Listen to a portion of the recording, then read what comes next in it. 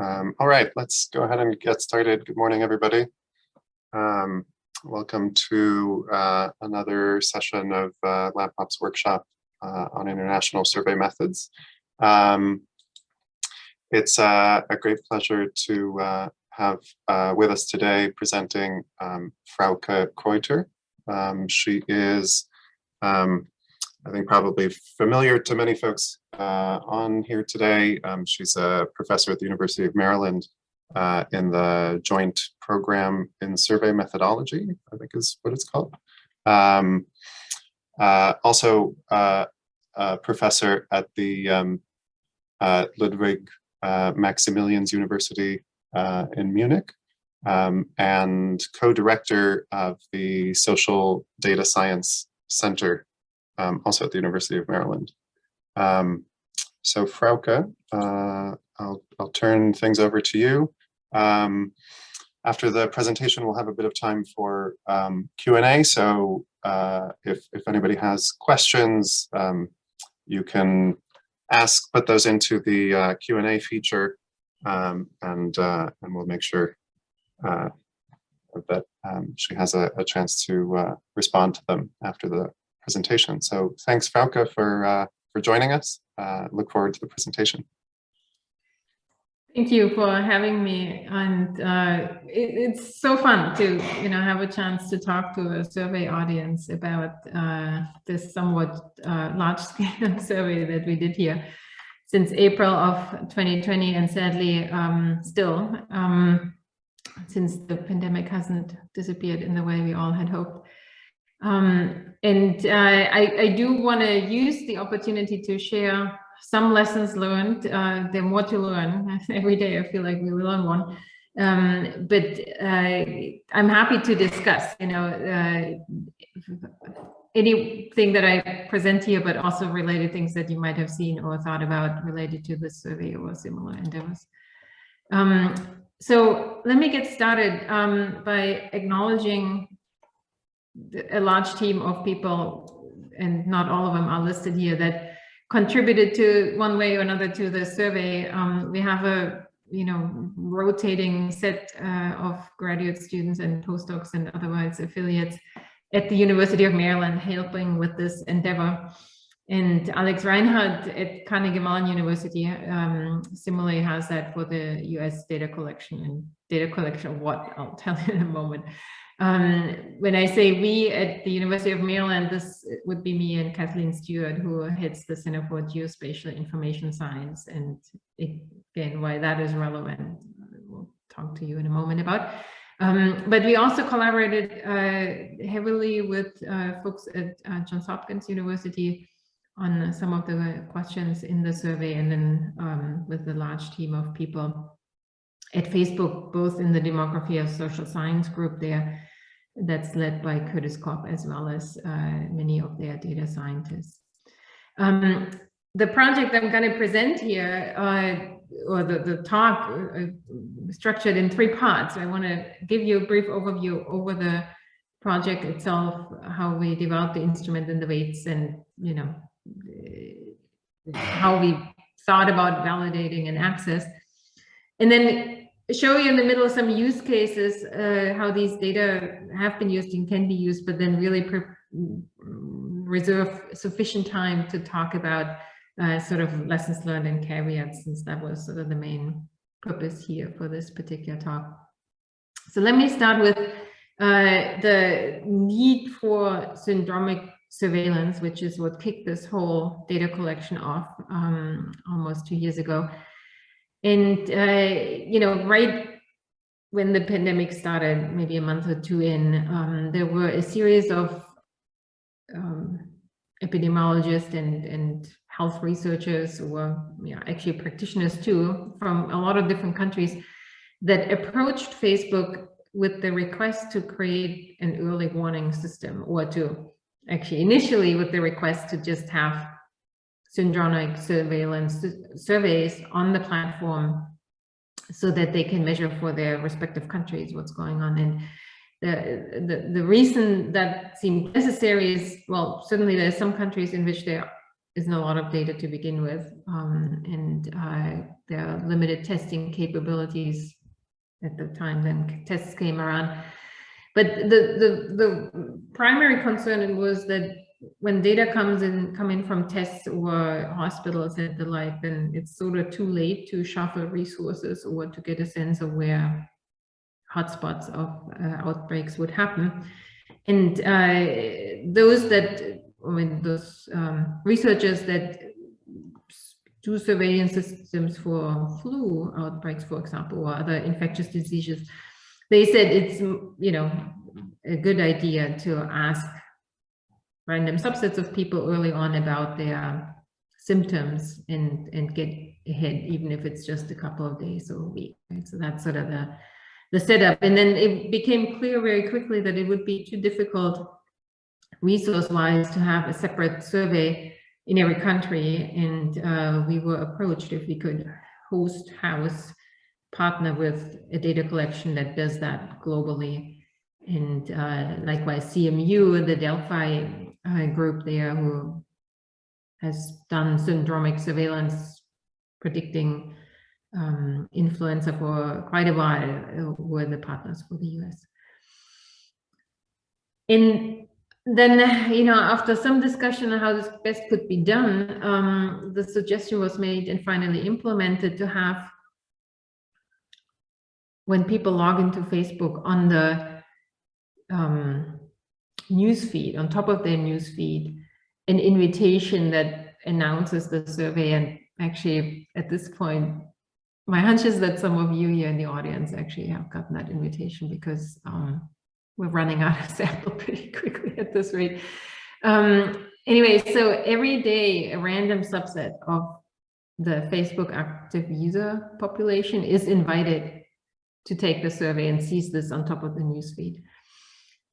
Those that agreed to view the survey get pushed over to a Qualtrics installation, either at Carnegie Mellon University or at the University of Maryland, and see the consent statements, you know, give consent, eventually enter the survey, and then report on any symptoms they might have had and some additional variables. And then the results get published in a couple of different ways. I'll talk about that more detail in a moment. But would they need updates on sort of maps and dashboards of the data that come in, including some weights that we do get from Facebook. Facebook never receives the individual microdata, they only see the data in the aggregate. So whatever happens on the Facebook platform doesn't meet the survey responses, except for a weight indicator that gets pushed along. So talking about the weights, since this is a survey audience, both instrument and weights are sort of interest. The survey itself is translated in about 50 some languages, and has 5 sections, 5.5, I guess, at this point. In addition to a large consent statement and the symptoms that I just mentioned, there are a series of questions on social distancing behavior and other non-pharmaceutical interventions, so mask wearing and hand washing. We discontinued hand washing eventually. There was not enough variance to make it worthwhile collecting the data. There's a segment on mental health and economic insecurity that was particularly asked for by the World Health Organization, and then some demographic characteristics. The US instrument is available in 6 languages and has by now the same set of questions. Initially, in early phases of the data collection, the 2 surveys differed a little bit. And then there were a couple of special projects launched in the US that one could have not done as easily globally, and therefore wasn't rolled out in the international version. I do want to point out that the way the survey was launched is very different from other surveys that you might have done yourself or have seen being published and used on Facebook, which is buying advertisement space and inviting people through the advertisement. You see that on the right-hand side. We have done that also a few times through the University of Maryland, here with an image that's simply sort of a little survey icon. But that is different than the appearance on top of the news feed. It is different in many different ways. It looks different to the Facebook user, but it also cannot be forwarded to another user. It is not driven by an algorithm. It is a controlled sampling mechanism. And with that, we have sort of a known and controlled sampling probability for each case. There's a known population because that's also controlled by Facebook. And in that sense, the methodology is much more transparent than it would be with these invitations through advertisements. At this point, I haven't checked today's numbers, but we are roughly at about 70 million cases or respondents globally, and an additional 25 million in the US that answered the survey. People who answered the survey repeatedly would be counted multiple times, of course, here in these figures. This includes over 200 countries and territories. And the microdata has that all. The data we provide via the API in an aggregated form includes only those where we have proper weights and the like. We had to, I should say, we had to discontinue some territories and countries once the signal got too weak there. Overall, we saw in the response rates that the uptake of the survey was pretty high early in the pandemic, when people felt the need to report what's going on, and everyone was sort of in a different mindset. I think in the first half of last year, that has certainly leveled down a bit, and it will be interesting to see what's happening now with Omicron. To adjust for, I mean, let me be very clear here, right? This is not a random sample of the population. It's a random sample of the Facebook active user base, which is, depending on the country, not at all the same as the country's population, although in some countries a large fraction of the population is on Facebook, and but there too it could be significant selection biases. There are a couple of steps to mitigate that. An important one something that no matter what survey we field, we always worry about is non-response, and that being selective. Facebook can and is using information from the platform to predict participation in the survey, and includes that in the weights that they deliver. In addition, there is sort of a basic post-certification done to adjust age, gender, and territory according to external benchmarks. In the US, that would be the American Community Survey. Globally, it's data from the UN Population Division that is used. One could or can, with the microdata, do a much better job with the post-stratification, but that, of course, then depends a bit on what is the purpose of the study, and requires some local knowledge, which we don't have, and good local data, which we don't have globally. The overall reports, I think, are sort of the best we can do, but one can do better. There's no doubt about that. That part up front, we do know that, for example, that education and access to internet is related to being on the internet, obviously. And to the extent that respondents report those information in the survey, that can be used for adjustment. Now, since Facebook is creating the weights and they don't have access to those information from the respondents, these pieces of information cannot be part of the weights that Facebook provides. When looking roughly at the numbers, we did several times during the data collection, did sort of a sniff test on, are we getting signal here that matches what we see? An obvious one would be symptoms and a correlation between symptoms reporting and incidence reporting. And CMU has done that quite extensively in the US and just now published, I'll show you in the results section in a moment, similarly relationships globally. So the short-term forecasting certainly worked well with the survey. Other sort of, I guess, validation in the sense of expected correlations is work, for example, on case rates by states, and that correlated very highly, in particular in the hard-hit states. But also the Washington Post, October last year, did a early piece on mask wearing, looking at relationships between masking and COVID cases for all of the states, and saw some interesting relationships here that sort of matched what later on we learned about the effectiveness of mask wearing in getting the pandemic under control. Alex was quoted here in the Washington Post with an important sentence here that, you know, trends over time are an analysis that can be done with the data and comparison across states as well, provided that the bias that we have in the data doesn't change much over time or across states, right? So that's always something to be kept in mind as we think of the usability of these kind of data.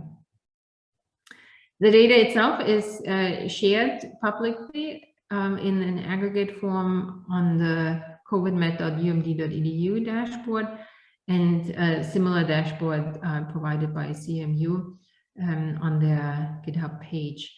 For the non-aggregated data, researchers from academia and nonprofit can request access to Facebook's Data for Good team.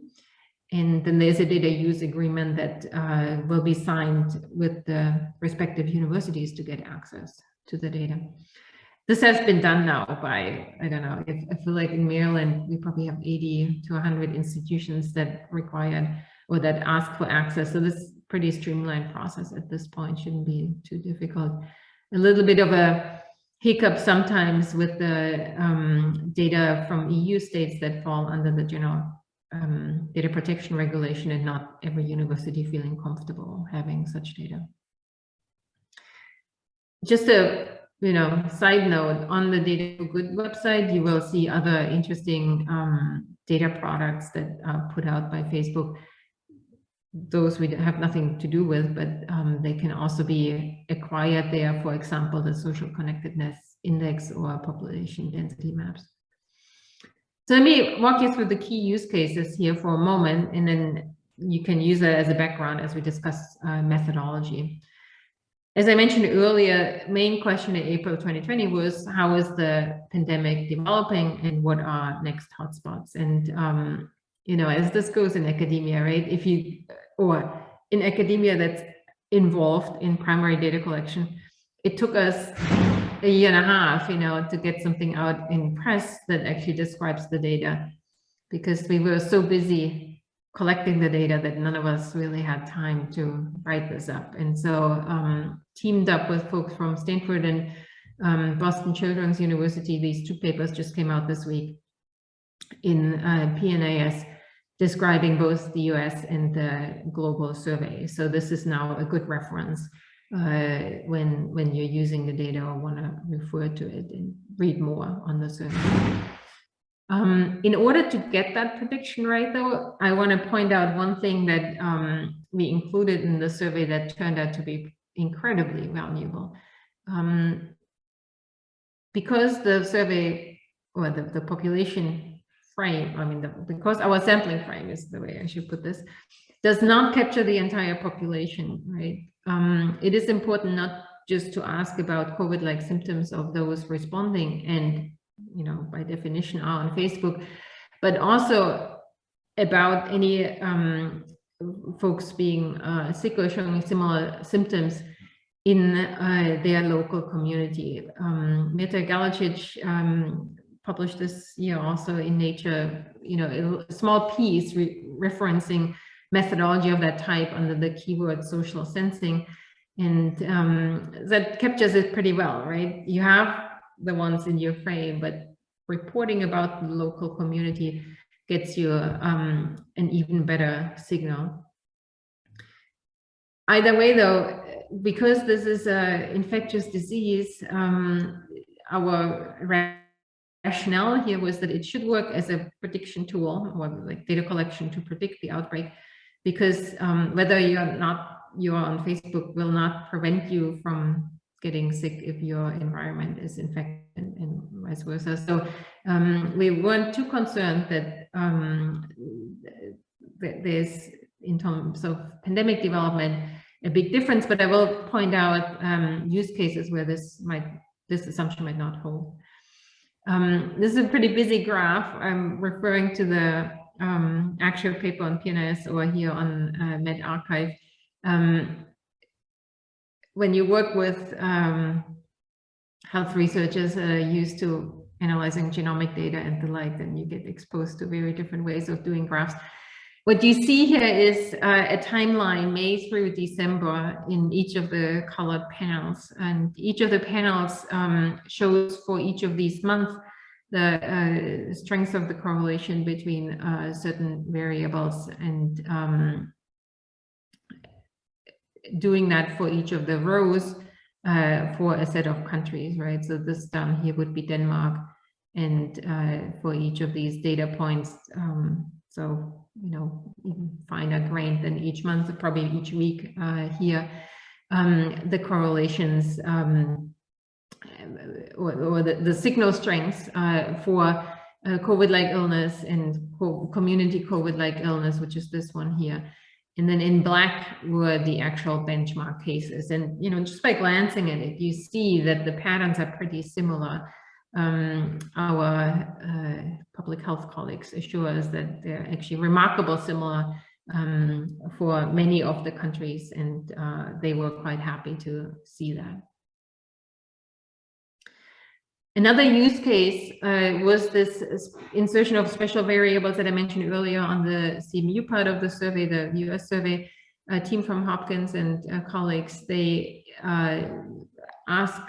fielded additional questions on measures taken in schools, and trying to sort of predict effectiveness of school-based mitigation measures and outbreaks, and, you know, sort of in an attempt to inform policy on in-person schooling.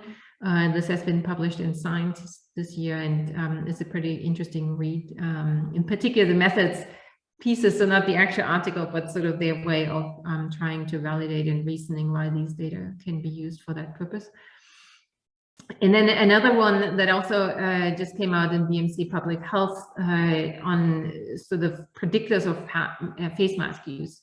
So, you know, we know that in many countries there were mandates related to face masks, but you know, prevalences and correlates of these mask mandates are hard to get from any other data source, you know, and we know that in particular this variable has been used pretty heavily throughout the world as a, you know, outtake of our data collection.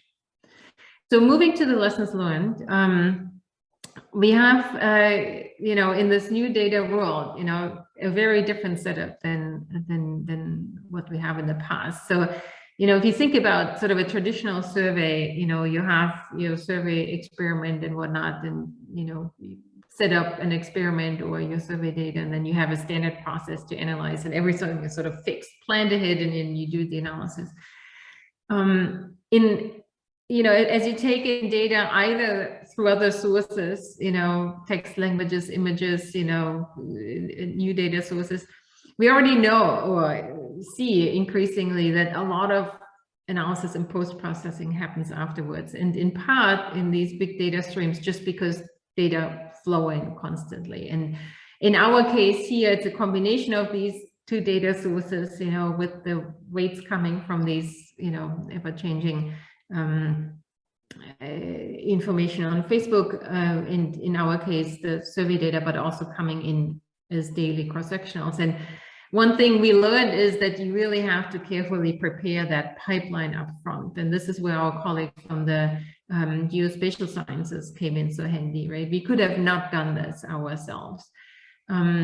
What we are good at, is this purple box here. We can create surveys on Qualtrics, and JPSM certainly has like decades of history of doing that, hopefully well, or at least training people to do it well. But then, as we get these daily survey responses, Facebook, I mean, we have ID tokens that we exchange with Facebook to get the weights, but producing these country level and regional aggregates out of the combination of weights and survey data, and then produce microdata that get uploaded into an API that can be queried daily, that can handle the volume of queries. There's an example here for the API query on the left. The scripts allow for both Python and R access at this point. That was a thing that we now started to train our students, but we have very few faculty in our group that can set this up, right, and set this up so that it works properly. So having the right partners here was certainly a lesson learned for us.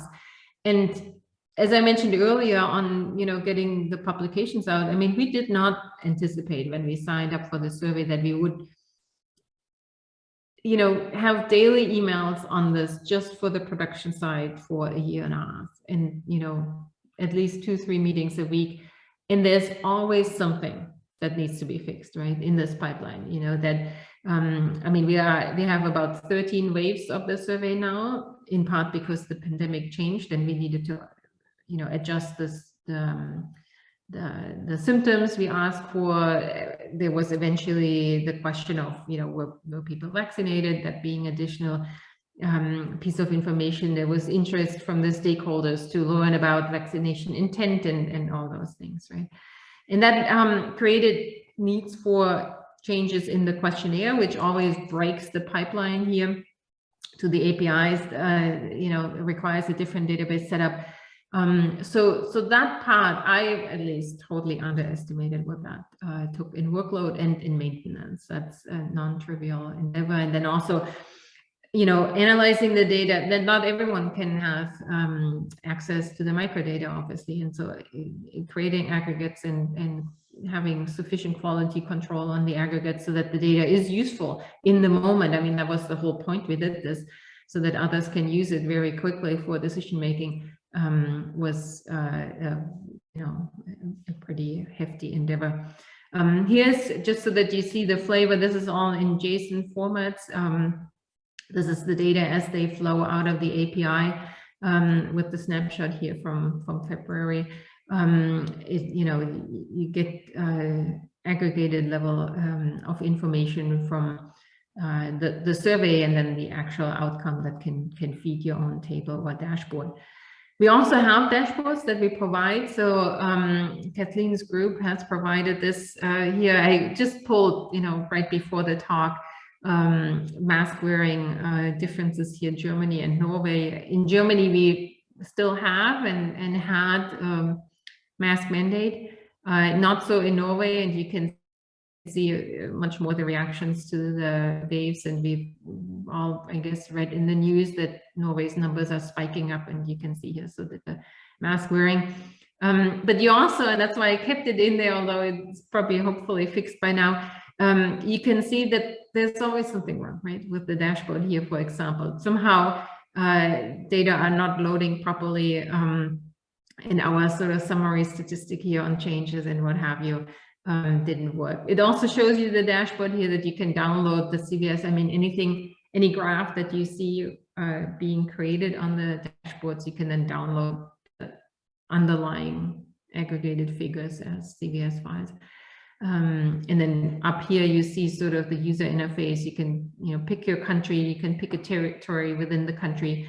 You can pick the type of question that you are interested in seeing the aggregates from and the like. This has evolved over the time as we saw what the interests are, but that was sort of a second lesson we learned, right? I would say we got the pipeline okay, but we failed to anticipate the need for communicating the results actively early so that the data gets used properly, and knowing enough about these different goals and use cases. And that's very different whether you talk to a government on the left here, the empty German parliament, whether you talk to the general public or whether you talk to the news, right? They each, and the data is too complex, right? That, I mean, we had conversations with reporters from the New York Times and the Financial Times, and they also, I mean, they couldn't get the microdata as easily, but they also don't have the time to look for the story in the data, right? And so as a survey team, I certainly had no one on my team that is sort of knows how to do proper press releases and get, you know, stories out there from the data. And the mask wearing worked somewhat, but it would have been nice to make people aware much earlier that this data source is available and can be used. We got a bit of press just last week when Charlie Meng and some of the folks from Harvard and Oxford put out a Nature paper that compared, this is sort of, you know, fun tidbit for us methodologists, compared the CDC data to the Facebook survey and the census household polls, as well as data from the Axios Ipsos probability panel in their estimates of vaccine uptake, right? And reporting that the two big surveys overestimate the uptake quite a bit, and sort of, you know, warn against the certainty that the high case counts allow in a statistical sense, you know, if people were to ignore the biases in the underlying sample. It's also interesting to look now at sort of revisions of the CDC numbers. They too change. The way the benchmark is used here is sort of taken as a as the gold standard. In Germany in particular, we have seen that the reports are lagging behind, right? The vaccination centers and the doctors are just not getting around to report that quickly enough how they give out vaccines. What's interesting, so, is that you know, how the data is used here is mostly for messaging, right, and informing outreach campaigns and whatnot. And it was reassuring to see that the surveys, even so they differ in level, that they are somewhat similar in patterns with respect to you know, vaccination and willingness of vaccination across race and education groups.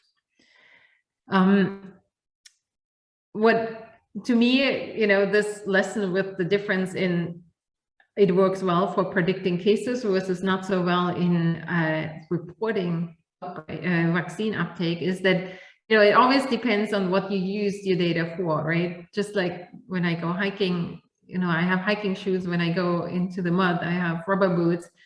Doing this vice versa wouldn't work so well, right? And I think it's very important for me, sort of another lesson learned here, that we keep the purpose in mind and that we communicate the purpose, right? If I'm in for a description task, the requirements for the survey data that we're using are very different than when I do a causal inference or when I do a prediction task, in particular when the prediction is sort of a week out, right? Very short-term predictions or 2 weeks out.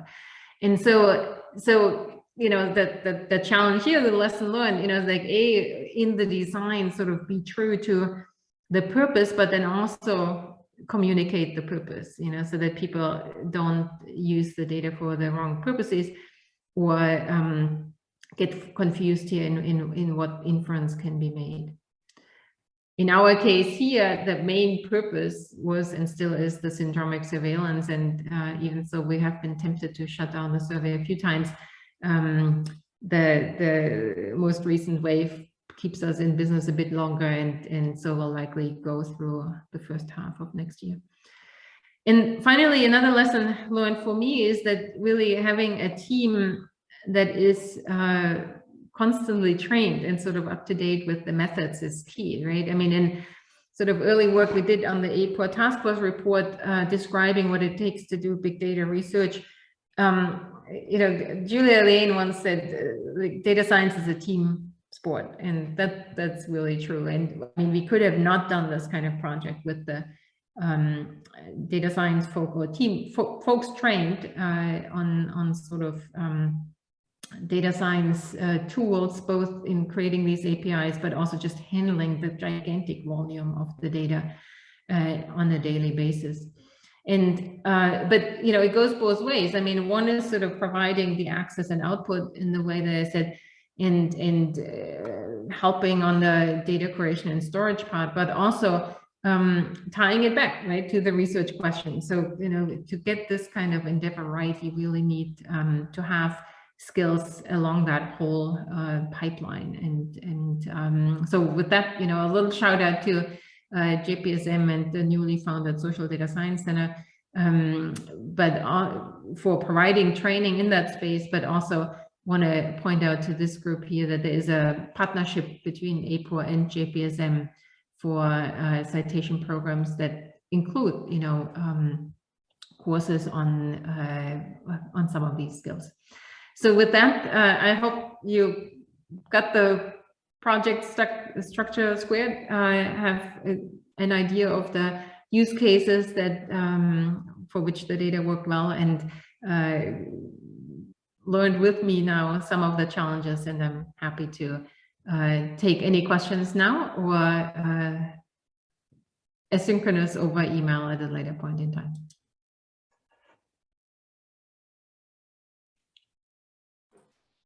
Great. Thank you so much, Frauke, for that really, you know, very interesting and impressive data collection effort. It's, yeah, just the scale of that is pretty amazing to me, and also very kind of noble data collection effort. I think it has a really, you know, real world could make a positive impact.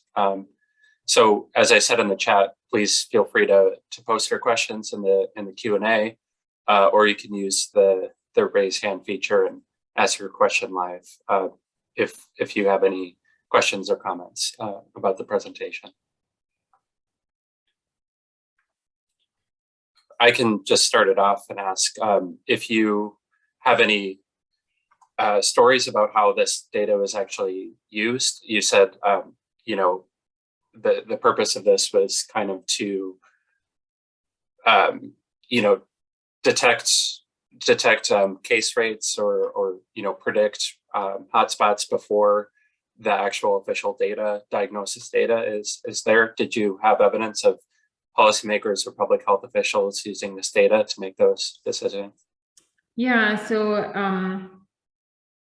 most notably actually in Brazil, you know, did not expect that, but they have been following this pretty closely, almost to a fault, because we had one wave shift where we changed something in the questionnaire that all of a sudden created like huge spikes in Brazil. And then I mean, both policymakers and the media was like immediately, it's like, whoa, it's, you know, happening again here. And then they checked with us, can that be true, right? And then we checked the pipeline and we noticed the coding error in the wave overlap. And so anyway, fixed that quickly. But so we have seen that being used indeed.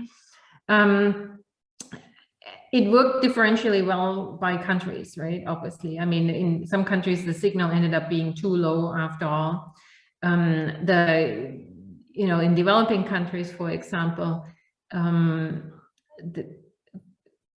there's some access to Facebook via smart. I mean, they're not really smartphones. They're sort of like a, you know, and a step before smartphones, I should say, right? And it's a slightly different Facebook platform that requires lower bandwidth and sort of easier to process in those countries. And Qualtrics doesn't cooperate well with that technology, and so we're missing out on those, for example, right? So it hasn't worked in all countries, but certainly we have seen policymakers have an eye on this syndromic piece, but also on the vaccine uptakes. We heard from some countries that have been using sort of, patterns of willingness to take up the vaccines to decide on distribution of vaccines, because they wanted to avoid that they sent vaccine to places where it would sit around and then go back, right? We have seen this report out in a couple of countries in Africa just now where, even so people need vaccines, they are right now in a spot where there's too much hesitancy and the logistic challenges to get it to different places in time. And so those were uses that I didn't anticipate, but that apparently have, gotten the attention of governments. Yeah.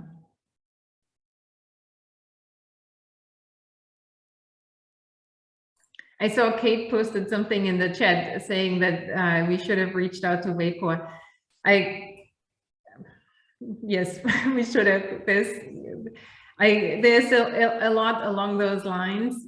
And, I mean, to be honest, we're all just humans, right? Between our own struggle with sort of the pandemic and health issues here and there, and this gigantic workload, even the most obvious things, I was like, in hindsight, I was like, why didn't I do this last year? And so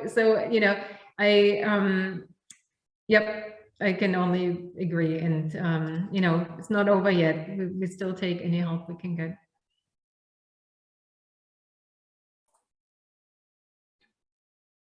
As I wait for others to post their questions, I was wondering if you could also talk more about the weights, like what kind of sample distributions on variables were you saying? Where were they the most off from a nationally representative standpoint? Were there any particular interesting variables that were included in that weighting scheme? So we have no insights into which weights are used to adjust for non-response, which is for a civil methodologist a little uncomfortable, to be honest, right? I mean, I would rather see that. We cannot know about these weights. I mean, the variables that predict the participation on the platform, because there was a concern that maybe with enough effort, if one would know that, maybe one could factor out the values that people might have posted on Facebook on these pieces. And so in order for them to be at all available and usable, we had to basically get them as a package combined with the post-stratification weights. Those variables I know, and we do, I mean, what's the other interesting piece there is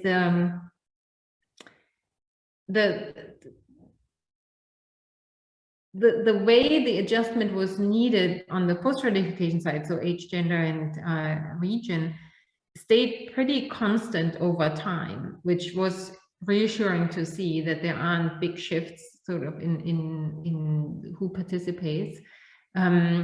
One thing sort of compared in this comparison that I mentioned in the Nature paper that was put out was sort of interesting to see likely biases on the education side, right? The higher educated or internet access, likely another one. And this can then shine through to, vaccine uptake, not necessarily willingness, but uptake for sure, because in many countries, the early organization of vaccines was done via signups online. And if you're not online, then you can't sign up.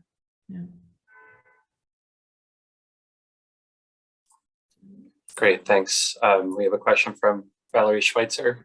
Thinking about the difference in age or other demographics between Facebook and other social media platforms like Twitter or Instagram, how different do you think results would be if you failed the study on one of those other platforms? Yeah, early on, we thought we would expand to Instagram. Never happened in the end. The question, and so, I mean, it's a known fact, for those that study these social media platforms, that the Facebook usership is somewhat older than those on Instagram.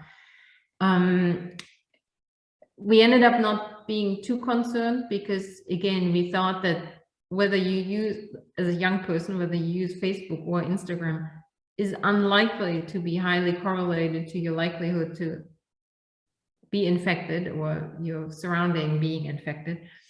And that's why we ended up not expanding that. Also, it then became known, pretty quickly that the severity of the cases is not among the young. And so, monitoring the somewhat older population seemed okay for these predictions.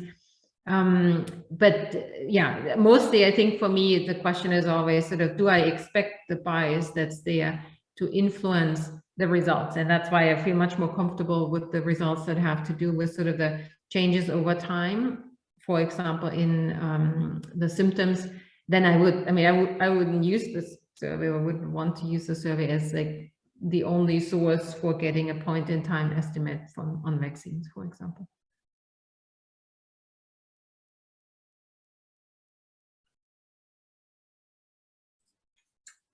Great, thanks. Any other? I think we have one question from Anonymous. Did you provide incentives for participation in the survey? How do you think about incentives and decreasing non-response generally? Does it work or maybe not? So we did not provide any incentives on the survey. I can't even imagine how we would have administered that, might have needed to be Libra tokens or something, if that would be fully developed. I guess they call it something else now. I don't know. Anyway, the cryptocurrency type, that Facebook was toying with, that payment system. But yeah, I don't know how we could have done that. At least not on the global scale. I mean, for the US one, could have probably figured something out, but no, we were relying here on people's interest to help with this effort.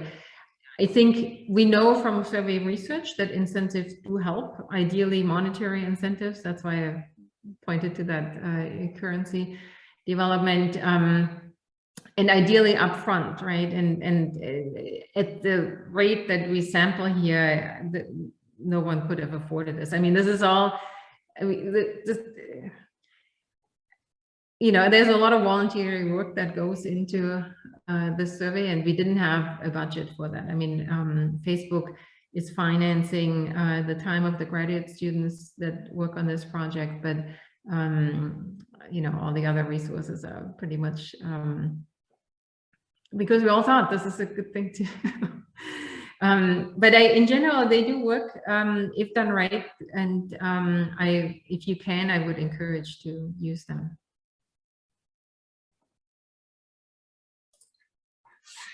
And related to that, sorry if I missed this, but it seemed like you varied the text, the recruitment piece of it at all? Was that done in a systematic way, or did you think about experimenting with different messages for the recruitment? Yeah, so I mean, not as much as we would have liked to, right? Again, naively, we thought, oh, cool, yeah, we'll info for a big global data collection. There's all this methods research we can do on the side.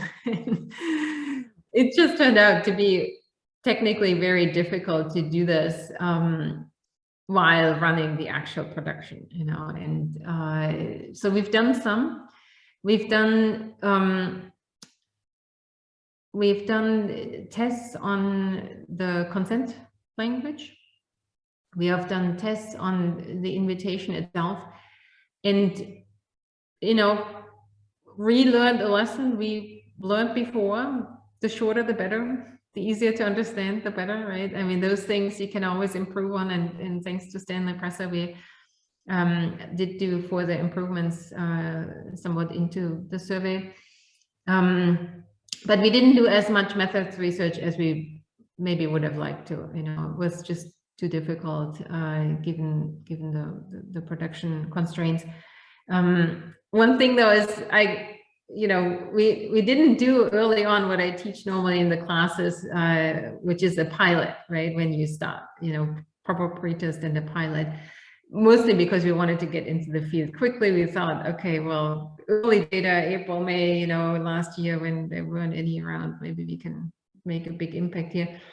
And so a funny thing that happened was that my email address was listed there as a point of contact for questions, and the email was a hot link in the survey invitation rather than just text, right? And so instead of scrolling all the way down and hitting next, people would just click on my email and write in free text all their thoughts about the pandemic or how they're doing and whatnot. And so, so thanks to Google Translate, I had a good snapshot from all over the world. I mean, within a day, I had like thousands of emails with people reporting and, some asking for money and others providing a cure and, what have you. That was, sort of fun for me to see, but it was also interesting to see how when you do something at scale, I guess this is another lesson, that the piloting is really key. I mean, when things break, then they break at scale. So, yeah. I imagine too, translating into 120 different languages presents some challenges too. 50, yeah, we didn't 50 countries, but yeah, that was challenging. Although this was, for example, something where we relied entirely on Facebook. They have that in-house, right? And we did then later on do for some selected countries, we did additional translation and back translation, and we found that they did a terrific job in the translation. However, there were at times when we fielded new questions into the survey endeavor, situations in which respondents wrote to us. It was like, well, I work in the survey industry and I would not phrase it that way. And, so there, I mean, as we said before, there can always be improvements made, right? And we certainly got that kind of feedback from some of the respondents. And while I can't answer all these emails, but we do read them all, and we always take in sort of feedback that we get to improve the questions. And right now, for example, we are rushing to get a new wave out on Sunday, because there are so many countries in which booster shots are now administered, and the survey only allows you to report having received 2 vaccines, and people just want to report more, right? If they got more, they want to report it, and they're concerned that the survey would be analyzed in the wrong way and that this is not known, and then they send an additional email and tell us that that we should fix this. So now we're doing it, but it takes usually a few weeks to repair those. And then because you have to work on the pipeline, you have to change how the API reports out the data and things of that nature. So it's always a bit more than just changing the survey question in Qualtrics.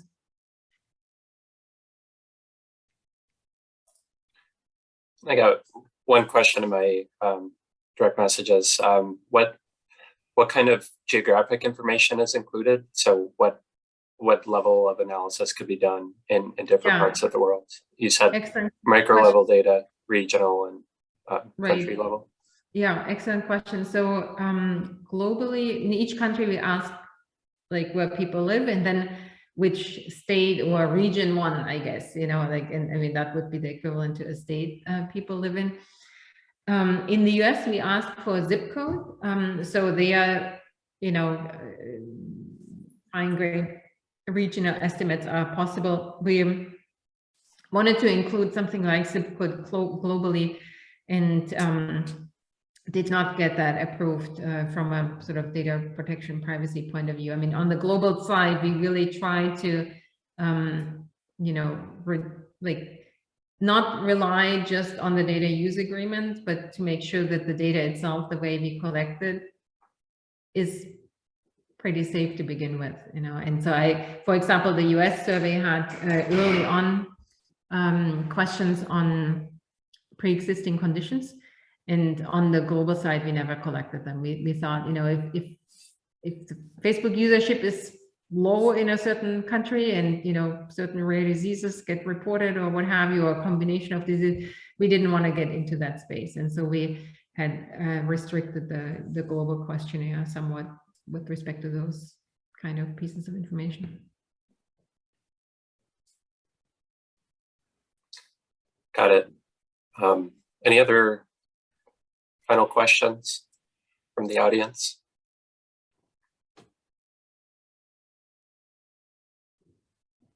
Going once, going twice.